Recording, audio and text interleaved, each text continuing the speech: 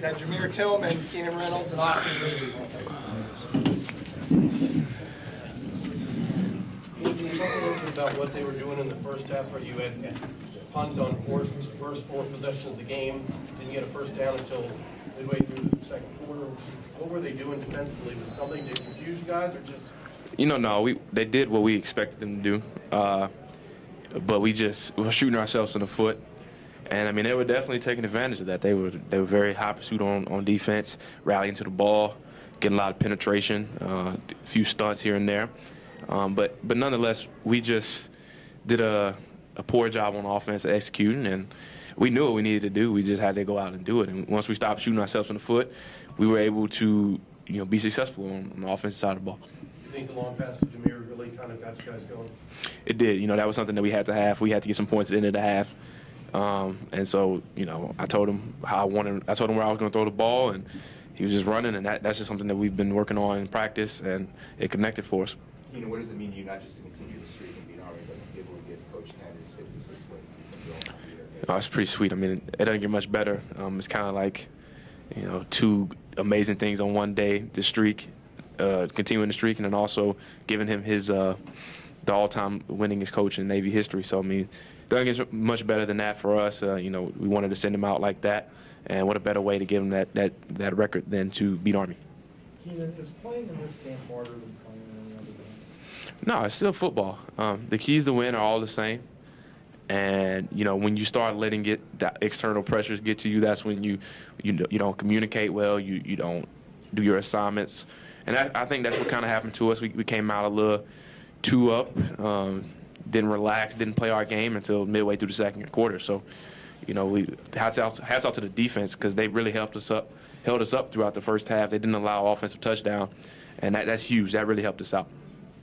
Jamir, when you catch that long pass, it's momentum swing there. Did you sense at any point that you were able to wear down Army in the second half? You were running the ball at will, except when you fumbled, so that was a mishandled snap. But you were wearing them down pretty much the whole way in the second half. Yeah, I guess that was a big momentum shift, and they really helped us take that momentum shift into the second half. And I think it was a big play, and it just really helped us win.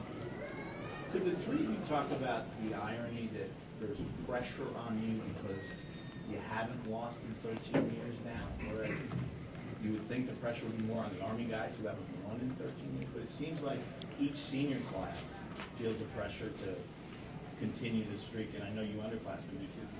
Can you all talk about that a little bit? Well, like Coach said, we focus on the process. And once you start getting the end goal only in your mind, that's when you start to trip up in your preparation. So, preparing for Army, we understand that the streak's there. We acknowledge that it's there. People ask about us. We say, yeah, we understand the magnitude of this game. But going throughout the week, the main focus is just practicing hard, intensity level up, and just getting ready, because at the end of the day, like I said earlier, it's still a football game. And you still have to do the same things that you've done the last 11 games to win. The only difference is there's more external factors that go into the game. And if you allow that to become an issue or a distraction, then it can affect you. Keenan, speaking of things you weren't, I think you want to hear from the other two guys. So just talk a little bit about feeling the pressure and make sure you continue the streak. The biggest thing with the streak, it kind of directly correlates to how I kick field goals. I don't ever really worry about a streak of how many makes or how many misses. It's always just something like kicking coach tells me is a streak of 1. And I think that's kind of the approach that our team takes when we play Army every year. You don't worry about how many years it's been, whatever. All you worry about is that streak of 1. Yeah, same thing as what those guys said. It's about going 1-0. It doesn't matter who we're playing next. The goal is to go 1-0. And to keep your head focused on winning the next game and doing what you have to do to win the next game. So, again, there's external pressure out there. We don't feel it. We just worry about, again, the next win. Keenan, speaking of things that you weren't thinking about, but I was another touchdown, put you a little bit closer to that all-time touchdown record. Do you even know what it is? Oh, I'm aware of it, but but I don't. It's strictly an off-the-field deal. Off the field, I know what I need to get. But on the field, on practice, my main goal is just executing. Because at the end of the day, we execute, good things are going to happen. And one thing Coach says all the time is stats for losers. I mean, I can rush for how many ever yards and 6-7 touchdowns, but if we're not winning, then it's pretty pointless. So I'd take a statless game with a victory than a stat padding game without a victory any day. one little thing, where you touched on number 62, was that ball? Were you in? The touchdown? Yeah, of course. Keenan, you heard Coach saying that usually at the end of the game, you guys kill the clock. Yeah. Drive it in, you're in field goal territory, looks like you're going for maybe a touchdown Yeah. to seal. What happened there? You know, I just I'm gonna take the blame for that one because you know we don't make those type of mistakes, me and Tanner, and you know that's a crucial moment. And you know he did what he always did. You know I probably pulled out a little early trying to get to the edge, so I told him, hey, don't worry about it, man. I'll hang in there a little bit longer next time we run the play, and we just moved on because we just trusted our defense that they would come up with a stop and knew that when we get the ball back, all we had to do is get a first down and we'd be able to kill the clock for good. And Coach talked about the country being in good hands with both teams. And I was wondering, you said earlier that football is football, but when you play Navy and you realize that the guys, of course, are also service academy members, and maybe even when you play Air Force, whatever, is it a different feel as when you're playing like a non-service academy, just knowing like what the commitment you guys have afterwards? I think so because not only just for the commitment, because we all knew and know what that entails for all the service academies. But I think it just kind of like playing a mirror image almost because those guys, they know that everybody knows they're undersized, that most of the guys that are there weren't very recruited. They weren't five-star athletes, but they're going to fight and they're going to play hard. And so every time we play a service academy, it's really almost like we're playing ourselves. And that mentality that we have as a team, the toughness, the play to the whistle, the never quit, we see that when we go out and we play the Air Forces and the Armies. Any other questions for the offensive guys? How happy are you guys that Coach isn't on the beach somewhere in Hawaii right now? He said that he could easily be there chilling right now. He's got the win record for you guys and Navy. What does that mean for you guys to be playing for him? You know, ecstatic. I mean, like I said earlier, it doesn't get much better than this. All right. Thanks, guys. Paul, can you talk a little bit back here? Yeah. Spontaneous? No, actually, I didn't even think of it. Coach Nua, our D-line coach, came up to me, Will, and Bernie, and was like, "You guys understand that Coach Nua wants the winningest coach in Navy history?" And we're like, "Yeah." Like I was thinking he was saying we were gonna go get the Gatorade or something. He's like, "You better carry." I'm like, "All right, we got that." So that's where that idea came from.